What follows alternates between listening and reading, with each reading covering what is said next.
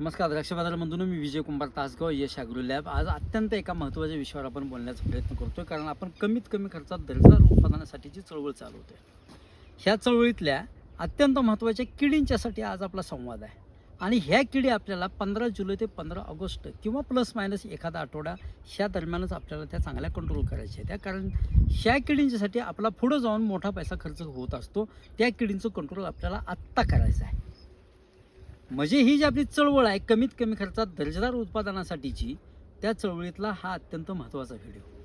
त्यामुळं माझी विनंती आहे की जास्तीत जास्त व्हिडिओ शेअर करण्याचा प्रयत्न करा, चॅनल सबस्क्राईबसुद्धा करून घ्या. आणि हा व्हिडिओ किडींच्यासाठी नियंत्रणासाठी अत्यंत महत्त्वाचा आहे हे लक्षात घ्या. व्हिडिओ थोडासा मोठा होईल, पण नेमका समजून घेण्याचा प्रयत्न करा, कारण त्याच्या लाईफ सायकल समजल्या, त्याच्या स्टेजेस समजल्या आणि त्याला कंट्रोल करण्याची पद्धत समजली तरच आपल्याला त्याच्यावर चांगल्या पद्धतीनं काम करता येईल. लक्षात घ्या, खोडाळी असेल, मिलीबग असेल किंवा उडदी असेल, ह्या तिन्ही किडींच्या बागेत आत्ता ह्या दरम्यानच्या काळात म्हणजे जुलै आणि ऑगस्टमध्ये ह्या अत्यंत चांगल्या सक्रिय किडी असतात. खोडाळीची आळी ही ह्या काळात मिरगी किडा म्हणून प्रसिद्ध आहे. मृग महिन्यात येते, जून महिन्यात येते, जुलै ऑगस्टपर्यंत ते काम करते. बागेत किर करत आवाज करत ती फिरत असते आणि सालीच्या आडाला जे खोड आहेत आपली, त्या खोडाच्या सालीच्या आडाला ती अंडी घालत असते. अशी जी खोड आहे ह्या खोडाळीच्या जाग्याला ती अंडी घालत असते. आणि त्या अशी खोडाळीची साल आहे, त्या सालीच्या आडाला ती अंडी घालते आणि हिथूनच किडी आत जाते. आणि ती आत गेल्यानंतर आत्ता आपल्याला थोडासा त्यातून डिंक बाहेर आलेला दिसतो. ही पहिली स्टेज. म्हणजे जुलै ऑगस्टमध्ये ती पतंग अवस्थेत असते खोड किडी, आत्ता आत जाते. म्हणजे अंडी घातली की 1 महिन्याभरात ती उभवतात आणि ती आळी आत जाते. एकदा खोडात आळी गेली की ती आपल्याला कंट्रोल करता येत नाही. थोडासा कुठंतरी डिंक आपल्याला आलेला दिसतो आणि डिंक आला की ओळखायचं बागेत खोडकिडीनं साम्राज्य चालू केलेलं आहे. त्याच्या अगोदर आपल्याला खोडं आणि ओलांडे चांगले धुवून घ्यावे लागतील. म्हणजे अंड्याचं आणि लहान असलेल्या आळींचं आपल्याला कंट्रोल करता येईल. कसं करायचं ते पुढं सांगतो. त्यानंतर ती आळी आत जाते. August, September, October, November, December, जानेवारी 6 महिन्यापर्यंत ती खोड खालून वरपर्यंत पाक पोकरते आणि भुस्सा बाहेर येतो. भुस्सा बाहेर आल्यानंतर आपल्याला समजतं की खोडाळी आत्ता लागलेली आहे. आत्ता लागलेली नाही, ती आत्ता जुलै ऑगस्टमध्ये आपल्याला ती खोडाळी लागलेली आहे. त्यात मग स्पोक घालणे किंवा क्लच वायर घालणे किंवा खोडं फोडणे, आतून खोडाळी बाहेर काढणे आणि मारणे असे अघोरी उपाय आपण करतो. बऱ्याच वेळा आपण कीटकनाशकांचं ड्रेसिंग करतो आणि सगळं झाड विषारी करतो आणि मग आपण त्या आतल्या खोडाळीचं कंट्रोल करण्याचा प्रयत्न करतो, पण फारसं यश आपल्याला त्यात येत नाही. त्यानंतर मिलीबगच्या 28 ते 32 दिवसाचं लाईफ सायकल आहे. ह्या लाईफ सायकलमध्ये 1 ते 4 दिवसांच्या दरम्यान अंडी, 4 ते 9 ते 11 दिवसांच्या दरम्यान लार्वा, म्हणजे त्याच्यावर अजिबात कोणत्याही प्रकारचं मेंचट द्रावण तयार झालेलं नसतं. अगदी बारीक किडे असतात. 11 ते 24 दिवसापर्यंत त्याच्यावर अंगावर मेंचट तयार होतं आणि प्रौढ अवस्थेत होतो. आणि 24 ते 28 ते जास्तीत जास्त 32 दिवसापर्यंत ते पुन्हा अंडी घालतो आणि नैसर्गिकरित्या मरून जातो. ही त्याचं लाईफ सायकल झालं. बघा मित्रांनो, ह्यातला आपल्याला 4 ते 9 ते 11 दिवसापर्यंतचा जो कालावधी आहे तो आपल्याला चांगल्या पद्धतीने जर आपण स्प्रे देऊन कंट्रोल केला तर मिलीबगचं कंट्रोल आपल्याला चांगलं मिळतं. राहिला उडदी ही कीड आपण बाग छाटली की आपल्याला अचानक बागेत कुठंतरी आलेला दिसतो, म्हणजे डोळे खायला लागलेले दिसतात. हा त्यावेळी कुठं असतो तर हा जमिनीत असतो. जवळजवळ 65 ते 85 दिवसाचं लाईफ सायकल ह्या उडदी किडीचं आहे. ती आत्ता बागेत कुठंतरी अंडी घालायला चालू केली तिने. आत्ता उडदी असतो बागेत, पण आपण त्याच्यावर फारसं लक्ष देत नाही आहे, कारण पानं निवार झालेत, डोळे निवार झालेत, काडी निवार झालेली आहे. त्यामुळे तिला जास्त खायला येत नाही. गवतात वाढलेलं कुठंतरी जे गवत वाढलेलं आहे त्या गवतावर ते वाढतं, खातं आणि वाढतं आणि जमिनीत अंडी घालतं. जमिनीत अंडी घातली की त्याची आळी अवस्था तयार होते. आळी अवस्था झाली की त्यानंतर कोश होतो आणि कोश झाला की कोशातून पतंग बाहेर येतो, म्हणजे उडदी किडी बाहेर येते आणि डायरेक्ट उडदी किडीच्या बाबतीत सुद्धा अशीच परिस्थिती आहे. उडदी ही कीड दिवसा तुम्हाला ओलांड्यावर डोळे खाताना दिसत नाही आहे. ती दिवसा आपोआप जमिनीवर पडते, 1 इंचापर्यंत जमिनीत जाते, तिथंच थांबते आणि ज्यावेळी अंधार पडतो त्यावेळी ती किडी वर येते आणि रात्रीच्या वेळी ती डोळा खाण्याचं काम करते. आपण मात्र दिवसा औषध मारत असतो. उडदी किडीसाठी औषध मारायचं असतं तर रात्रीच्या वेळी मारावं, हा आपला संकेत आहे पहिल्यापासूनचा. बागायतदार बंधूंनो, ह्या ज्या उडदीची जी अवस्था आहे ती अवस्था ओळखा आणि त्या बेतानं काम करण्याचा प्रयत्न करा. ह्या तिन्ही किडी जर आपल्याला चांगल्या कंट्रोल करायच्या असतील तर बागेत सगळ्यात महत्त्वाचं आपल्याला तण व्यवस्थापन करणं गरजेचं आहे. तण व्यवस्थापन करणे ह्याचा अर्थ तण काढणे असं नाही आहे. जुलै आणि ऑगस्टमध्ये बागेत आपल्याला तण इतके वाढवायचे आहेत की ह्याला खाणाऱ्या परभक्षक किडी ह्या बागेत आपोआप निर्माण व्हायला पाहिजेत. ह्या पद्धतीनं आपण परभक्षक किडी वाढवूया. त्यामुळं त्या आळ्या किंवा उडदीच्या आळ्या किंवा मिलीबगची क्रिप्टोलोमस नावाची कीड असते, त्या किडी बागेतला आपोआप त्या किड्या नैसर्गिकरित्या कंट्रोल करतील. पहिलं कंट्रोल.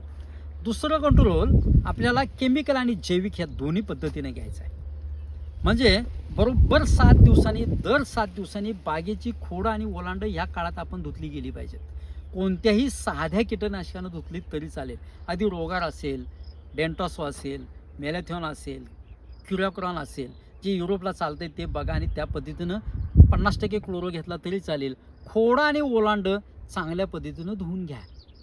कारण धुण्यासाठी अशासाठी महत्त्वाचं, कारण ह्या ज्या मुंग्या आहेत त्या हे जे मुळे आहेत हे मुळे आत्ताच मिलीबगला वर नेऊन ठेवायला लागलेत. ह्या बागेत जर बघितलं आपण तर अत्यंत जास्त मुंगळा खरं म्हणजे जे बागेत आहे हा मुंगळा बागेत अजिबात दिसता कामा नये. ह्यासाठी त्याला थोडंसं आपल्याला क्लोरोचं ड्रेचिंग घ्यावं लागलं तरी चालेल, पण मुंग्या मात्र आपल्याला चांगल्या कंट्रोल करायच्या आहेत.